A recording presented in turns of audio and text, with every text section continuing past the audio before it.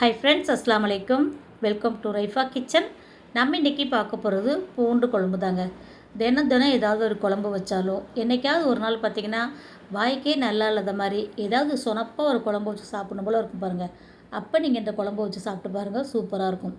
நான் இன்றைக்கி இதில் முட்டை உடச்சி ஊற்றிருக்கேன். முட்டை வேணான்னு நினைக்கிறவங்க தொட்டுக்கிறதுக்கு வெறும் அப்பளம் பொரிச்சிங்கன்னா போதும். இல்லைன்னா உருளைக்கிழங்கை அவிச்சிட்டு சும்மா அப்படியே கருவேப்பிலை கடுகு போட்டு தாளித்து பொரித்து எடுத்திங்கன்னா இந்த குழம்பு கூட சாப்பிட்றதுக்கு அவ்வளோ அருமையாக இருக்குங்க. இந்த குழம்பு எப்படி செய்கிறதுன்னு பார்த்துடலாமா? வீடியோவை ஸ்கிப் பண்ணாமல் பாருங்கள். வாங்க இப்போ வீடியோக்குள்ளே போகலாம். இந்த குழம்புக்கு ஒரு மசாலா ரெடி பண்ணிக்கலாம். 2 ஸ்பூன் அளவுக்கு நல்லெண்ணெய் சேர்த்துக்கோங்க. ஒரு 10 பூண்டு பல், 10 சின்ன வெங்காயம், இது கூட 1 ஸ்பூன் மிளகு, 1 ஸ்பூன் ஜீரகம், 1/4 டீஸ்பூன் அளவுக்கு வெந்தயம் சேர்த்துருக்கேன். இது நல்லா பொரிய விட்டுருங்க. இது கூடவே குழம்புக்கு தேவையான தேங்காய், நான் ஒரு 1/4 மூடி தேங்காய் எடுத்துருக்கேங்க. தேங்காய் வேணான்றவங்க ஸ்கிப் பண்ணிக்கோங்க. தேங்காய் சேர்த்திங்கன்னா குழம்பு இன்னுமே நல்லா டேஸ்ட்டாக இருக்கும். இதையுமே நம்ம நல்லா வதக்கிடலாம். இது கூடவே குழம்புக்கு தேவையான தக்காளி, 2 தக்காளி கட் பண்ணி வச்சுருக்கேன், அதையும் வதக்கிடலாம். நான் இதெல்லாம் வதக்கிறதுக்காக கொஞ்சம் எண்ணெய் எக்ஸ்ட்ராவே ஊற்றிருக்கேன். நீங்கள் இதை வதக்கிட்டு எண்ணெய் இல்லாமல் இதை எடுத்து அரைச்சிட்டிங்கன்னா அந்த எண்ணெயவே நம்ம குழம்பு தாளிக்கிறதுக்கு எடுத்துக்கலாம். இந்த மாதிரி நல்லா ஒதுக்கி விட்டு இதை எடுத்து நம்ம அரைச்சி எடுத்துகிட்டு வந்துடலாம். இப்போது குழம்பு வைக்கிறதுக்கு ஒரு அகலமான பாத்திரம் எடுத்துக்கோங்க. நம்ம ஏற்கனவே வதக்கின எண்ணெயோடவே நான் இன்னும் கொஞ்சம் எண்ணெய் ஊற்றிருக்கேன். இப்போ இதில் 1/2 ஸ்பூன் கடுகு, 1/4 டீஸ்பூன் உளுந்து, ஒரு பிஞ்ச் அளவுக்கு வெந்தயம் சேர்த்துருக்கேன். பூண்டு உங்களுக்கு தேவையான அளவுக்கு சேர்த்துக்கோங்க. நான் ஒரு 150 கிராம் அளவுக்கு பூண்டு சேர்த்துருக்கேன். முழு பூண்டில் ஒரு 4 பூண்டு அளவுக்கு இருக்கும். இந்த பூண்டு நல்லா நம்ம எண்ணெயிலே வதக்கி விட்டுறலாம். இது கூடவே ஒரு 10 சின்ன வெங்காயம் சேர்த்துக்கோங்க. சேர்த்துட்டு அதையும் நல்லா வதக்கி விட்டுருங்க. ஒரு கொத்து கருவேப்பிலை சேர்த்துக்கோங்க. இப்போ இந்த வெங்காயம் பூண்டு வதங்கிறதுக்கு கொஞ்சமாக உப்பு சேர்த்துக்கிறலாம். இப்போ குழம்புக்கு தேவையான குழம்பு மிளகாய்த்தூள் சேர்த்துடலாம்.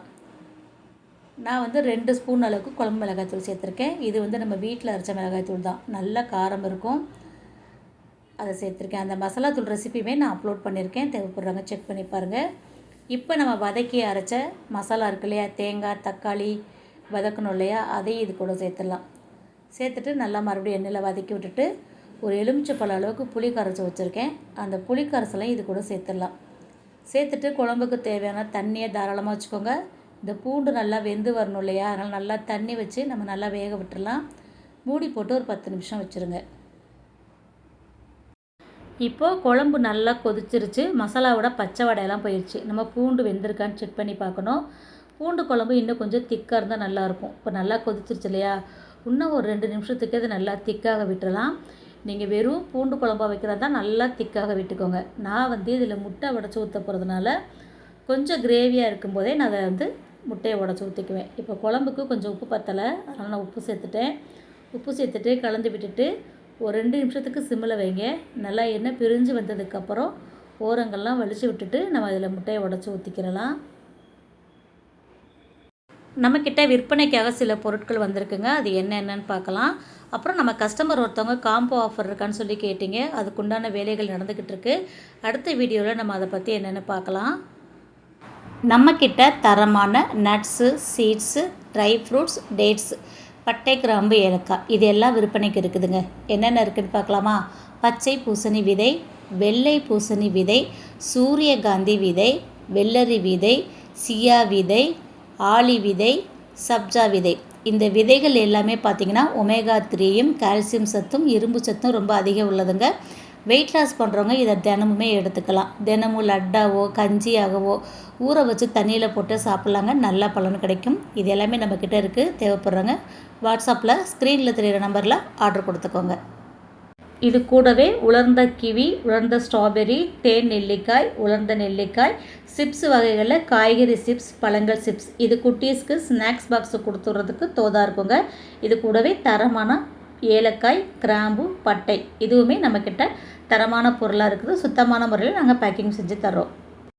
இது கூட பேரிச்சம்பழத்தில் 6 வகையான பேரிச்சம்பழம் வச்சுருக்கோங்க. நல்ல தரமான பேரிச்சம்பழம், சுவையுமே ரொம்ப ரொம்ப நல்லா இருக்குது.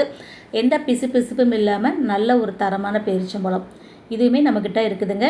இது கூட பட்டை, கிராம்பு, ஏலக்காய், பாதாம், முந்திரி, அத்தி இதுவுமே வச்சுருக்கோம். இதில் எந்த பொருள் உங்களுக்கு தேவைனாலும் நீங்கள் ஸ்க்ரீனில் தெரிகிற வாட்ஸ்அப் நம்பரில் ஆர்டர் கொடுத்துக்கலாம். அவ்வளோதாங்க. இப்போ குழம்பு நமக்கு ரெடி ஆகிடுச்சு. இந்த மாதிரி ஓரங்கள்லாம் வலிச்சு விட்டுட்டு அடுப்பை நல்லா சிம்மில் வச்சுக்கோங்க. சிம்மில் வச்சுட்டு உங்களுக்கு எத்தனை முட்டை தேவையோ அந்தளவுக்கு முட்டையை உடச்சி ஊற்றிக்கோங்க. நான் ஒரு 4-5 முட்டை உடச்சி சேர்க்க போகிறேன். முட்டையை கிண்ணத்தில் உடச்சி ஊற்றி செக் பண்ணிவிட்டு சேர்த்துக்கோங்க. முட்டை ஊற்றின உடனே கரண்டியை போட்டு கலந்து விட வேணாம். இந்த மாதிரி அகலமான பாத்திரமாக வச்சுக்கிட்டிங்கன்னா முட்டை ஒன்றோட ஒன்று ஒட்டாமலும் இருக்கும், உடையாமலும் இருக்கும். எல்லா முட்டையும் ஊற்றிட்டு ஒரு 5 நிமிஷத்துக்கு அப்படியே மூடி போட்டு வச்சுட்டு அதுக்கப்புறம் நம்ம எடுத்து பார்த்தோன்னா நல்லா முட்டையெல்லாம் தனித்தனியாக வெந்து இருக்குங்க. இப்போ பாருங்கள், நமக்கு முட்டை நல்லா ஒன்றோட ஒன்று ஒட்டாமல் நல்லா அழகாக வெந்திருக்குது. இப்போ கலந்து விட்டுட்டு மேலே கொத்தமல்லி கருவேப்பிலை தூவிட்டு ஸ்டவ் ஆஃப் பண்ணிட்டிங்கன்னா அவ்வளோதான், நமக்கு பூண்டு முட்டை குழம்பு தயாராகிடுச்சு. அவ்வளோதாங்க. இந்த பூண்டு முட்டை உடச்சி ஊற்றின குழம்பு கண்டிப்பாக உங்களுக்கு பிடிச்சிருக்குன்னு நினைக்கிறேன். பிடிச்சிருந்தா நீங்களும் இதே மாதிரி செஞ்சு பாருங்கள். செஞ்சு பார்த்துட்டு எப்படி இருக்குன்னு சொல்லுங்கள். வீடியோ பிடிச்சிருந்துச்சுன்னா லைக் பண்ணிவிட்டு நிறையா ஷேர் பண்ணிவிடுங்க. நீங்கள் லைக் பண்ணி கமெண்ட் பண்ணுற மாதிரியே இப்போ கமெண்ட் பாக்ஸில் ஹைப்னு ஒரு ஆப்ஷன் கொடுத்துருக்காங்க. இந்த வீடியோ பிடிச்சிருந்துச்சுன்னா வீடியோக்கான ஹைப்பே மறக்காமல் கொடுத்துருங்க. சேனலை சப்ஸ்கிரைப் பண்ணாமல் பார்த்துக்கிட்டு இருந்தீங்கன்னா அப்படியே சப்ஸ்கிரைப் பண்ணிவிடுங்க. இன்ஷா அல்லாஹ் இன்னொரு வீடியோவில் பார்க்கலாம். Bye friends. அஸ்ஸலாமு அலைக்கும்.